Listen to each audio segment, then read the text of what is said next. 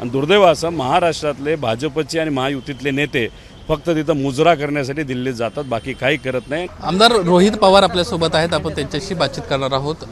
आज आपली एक रॅली निघते आहे महात्मा गांधींच्या पुतळ्यापासून लाल बहादूर शास्त्रींच्या पुतळ्यापर्यंत. काय प्रामुख्याने या रॅलीच्या निमित्तानं सांगणं आहे? एक तर सुप्रियाताईंच्या मार्गदर्शनाखाली, तसंच जयंत पाटील साहेबांच्या मार्गदर्शनाखाली, अध्यक्षतेखाली व तसंच पदाधिकारी, कार्यकर्ते, नागरिक यांच्या उपस्थितीमध्ये ही रॅली आपण इथं काढत आहोत. याच्यामागे एकच हेतू आहे, महाराष्ट्रामध्ये ज्या पद्धतीने हे सरकार कामकाज करत आहे त्याच्यामध्ये सामान्य लोक खूप मोठ्या प्रमाणात अडचणीत आहेत. महिला सुरक्षतेचा विषय आहे, भ्रष्टाचाराचा विषय आहेत आणि सामान्य लोकांना जो सरकारकडनं न्याय मिळाला पाहिजे तो न्याय मिळत नाही.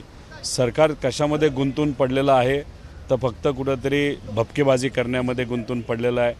मोठा खर्च हा इव्हेंटवर करतात आणि नुसतं शब्द देतात, पण त्याला कुठेही निधी देत नाहीत, काम होत नाही. त्यामुळे कॅबिनेटमध्ये फक्त घोषणा होतात, पण त्या फक्त हवेतल्या घोषणा आहेत, त्याचा काही फायदा सामान्य लोकांना होणार नाही. आणि महाराष्ट्राचा जो महाराष्ट्राची जी राजकीय पातळी आहे ती अतिशय खालच्या लेवलला गेलेली आहे.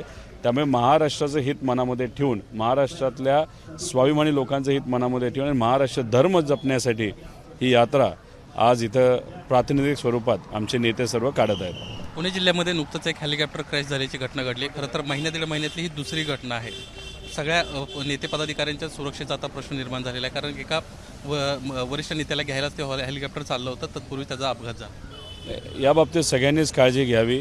अशा वातावरणामध्ये हेलिकॉप्टर वापरण्या अगोदर थोडासा अभ्याससुद्धा करणं फार महत्त्वाचं आहे. आणि मग जर वातावरण तसं नसेल तर घाई गडबड आपण कशाला करायचं, कारण हे फक्त इथंच आत्ता घडलं असं नाही, इतर राज्यामध्ये सुद्धा अशा घटना घडलेल्या आहेत. त्यामुळे सर्व पक्षाच्या नेत्यांनी या बाबतीतली दक्षता ही कुठेतरी घेतली पाहिजे असं मला वाटतं. सातत्यानं तुम्ही शिक्षण विभागावर बोलत असतात. शिक्षण विभागाचा एक घोटाळा किंवा एक भ्रष्ट कारभार समोर आलेला आहे. विद्यार्थ्यांना अजूनही गणवेश पोचलेले नाहीत. ज्या विद्यार्थ्यांना गणवेश पोचलेले आहेत त्याच्या अर्धा शर्ट असेल किंवा अर्धी बाही असेल, अशा प्रकारचे विचित्र प्रकार सध्या महाराष्ट्रातल्या अनेक शाळांमध्ये पाहायला. अधिवेशनामध्ये हा मुद्दा जेव्हा मी मांडला तेव्हा मुख्यमंत्री साहेबांनी काय सांगितलं होतं, रोहित तुला सुद्धा गणवेश पाठवतो. आता अधिवेशनामध्ये एखादा शब्द एखाद्या नेत्याने मुख्यमंत्र्यांनी जर दिला असेल तो त्यांना पाळावा लागतो. मला आमदार म्हणून त्यांनी दिलेला शब्द म्हणजे गणवेश जे पाठवणार होते मला तर आला नाही. आमदारालाच येत नसेल तर गरिबाच्या पोरांना कधी येणार आहे.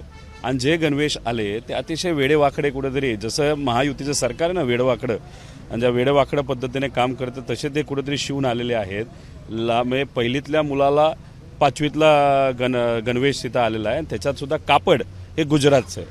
म्हणजे हे सरकार काय करतं आहे तर हे फक्त भ्रष्टाचार करतं आहे, गुजरातला ताकद देते आणि जे कापड तिथून घेतलं आहे याच्यात फक्त हे सरकारमध्ये असणारे नेते स्वतःचे खिसे भरत आहेत. मातलं पाप कोणाच्या बाबतीत होतं आहे तर सामान्य लोकांच्या मुलामुलींच्या बाबतीतलं पाप या सरकारकडनं होतं आहे. तुम्ही आता गुजरातचा उल्लेख केला. चाकण MIDCतल्या 10 कंपन्या ज्या आहेत त्या नुकत्याच गुजरातला गेल्याची माहिती. अशा अनेक कंपन्या आहेत ज्याला गुजरातले सर्व अधिकारी संपर्कात आहेत आणि सांगतात की सरकार महाराष्ट्रामध्ये आमच्याच विचाराचं आहे, तुम्ही काळजी करू नका, तुम्ही महाराष्ट्रात न थांबता गुजरातला तिथे या. जर गेल्या काही वर्षांमध्ये आपण बघितलं तर बहुतांश कंपन्या गुजरातला गेलेल्या आहेत. ज्या आहेत त्या बंद केल्या जातात आणि गुजरातला पॅक करून तिथं पाठवल्या जातात. त्याच्याचबरोबर ज्या येणार आहेत त्यासुद्धा गुजरातला घेऊन जातात. तेव्हा महाराष्ट्रामध्ये हे गुजरातचे नेते जे केंद्रात बसलेले आहेत, महाराष्ट्रात त्यांना का सरकार पाहिजे, हे महाराष्ट्राच्या स्वाभिमानी लोकांच्या हितासाठी नाही, युवांच्या हितासाठी नाही, तर गुजरात मोठं करण्यासाठी. त्यामुळे भाजप 14 इथं आल्यापासून काय केलं आहे, एक तर राजकारण खराब केलं आहे, 2 समाजामध्ये वाद निर्माण केलेला आहे, OBC मराठा, तर हिंदू मुस्लिममध्ये वाद निर्माण केला. जे आपलं संतांचा विचार जे फॅब्रिक आहे ते यांनी मोडलेलं आहे. आणि जे कंपन्या इथं येणार होत्या नाही तर आपण विकासाच्या बाबतीत अख्ख्या देशात 1 नंबर होतो, आता गुजरात 1 नंबर होत चाललं आहे. त्यामुळे भाजपला काय पाहिजे तर महाराष्ट्राची वाट लागली पाहिजे आणि गुजरातचं चांगलं झालं पाहिजे. आणि दुर्दैव असं महाराष्ट्रातले भाजपचे आणि महायुतीतले नेते फक्त तिथं मुजरा करण्यासाठी दिल्लीत जातात, बाकी काही करत नाही. गुजरातचा विचार करतात अप्रत्यक्षपणे. दुर्दैव आहे. विधानसभेच्या निवडणुका काही दिवसांमध्ये आता जाहीर होतात. आचारसंहिता अगदी 5-6 दिवसांमध्ये जाहीर होईल अशा सध्याची स्थिती आहे. तुम्ही सातत्यानं दावा करत होता की अजितदादांकडून येणाऱ्यांची संख्या आमच्याकडे मोठी आहे. किती लोक आतापर्यंत तुमच्याशी संपर्क साधला? तुम्ही मागच्या लोकसभेला ॲक्टिव्ह होतात, अनेकांना संपर्क साधण्याचं काम तुम्ही केलं होतं. विधानसभेचं काय चित्र? एक आहे संपर्क साधणं असेल, बोलणं असेल, भेटणं असेल, हे साहेब करतात, जयंत पाटील साहेब करतात, सुप्रियाताई करतात, आम्ही तो छोटे कार्यकर्ते आहोत. पण जो काही अंदाज आम्हाला होता की एवढे नेते संपर्कात आहेत ते तर नक्कीच होते. पण पवारसाहेबांनी भूमिका घेतली की सगळ्यांना जर आपण घेतलं तर निष्ठावंतांना न्याय कोण देणार. म्हणून साहेब त्या बाबतीत फार सिलेक्टिव्ह आहेत. फार अभ्यास करून कोणाला घ्यायचं आणि कोणाला नाही घ्यायचं हे साहेब तिथे निर्णय घेत आहेत. त्यामुळे खूप जण कॉन्टॅक्टमध्ये असले तरी फार कमी लोकांना आपल्याकडनं संधी दिली जाईल असं मला वाटतं. आणि निष्ठावंतांना आणि होतकरू मुलांना आणि मुलींना म्हणजे युवांना तिथं संधी दिली जाईल असं मला तरी वाटतं. पुणे जिल्ह्याची खूप चर्चा आहे. पुण्याची जिल्ह्याची चर्चा आहेच, पण इलेक्शन्सची सुद्धा चर्चा आहे. आणि खुद अमित शहा साहेबांनी तिथं सांगितलेलं आहे की या महाराष्ट्रामध्ये येणाऱ्या विधानसभेमध्ये खूप मोठा बदल तिथं होणार आहे. त्याचा अर्थ आता अमित शहा साहेबांना सुद्धा कळलेलं आहे की महायुती सरकार जातं आहे आणि इथं असणारे स्वाभिमानी लोक हे महायुतीला बाजूला सोडून महाविकास आघाडीला पाठिंबा देत महाराष्ट्र दाखवून देणार आहे की काय पद्धतीचं लोकशाही कशी टिकवायची हे महाराष्ट्र स्वाभिमानी लोक दाखवून देणार. आणि इथं जी सुरुवात झाली ती अख्ख्या देशामध्ये गेलेली आपल्या सगळ्यांना बघायला मिळेल.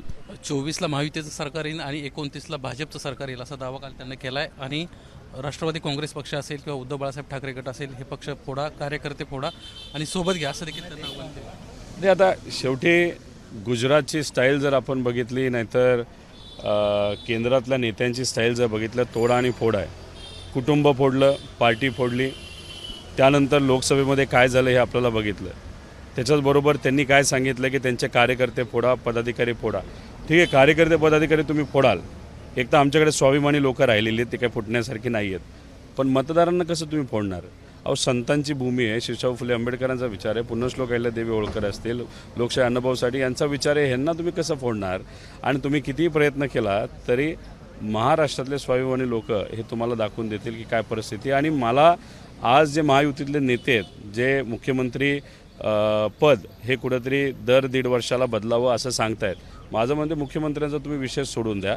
तुम्ही विरोधी पक्ष नेत्याचं पद 3दा कसं फिरवणार आहात पुढच्या 5 वर्षात हा महायुतीतल्या या तिन्ही नेत्यांनी कुठेतरी विचार केला पाहिजे. धन्यवाद आमच्याशी बातचीत केल्याबद्दल. एबीपी माझा, उघडा डोळे बघा नीट.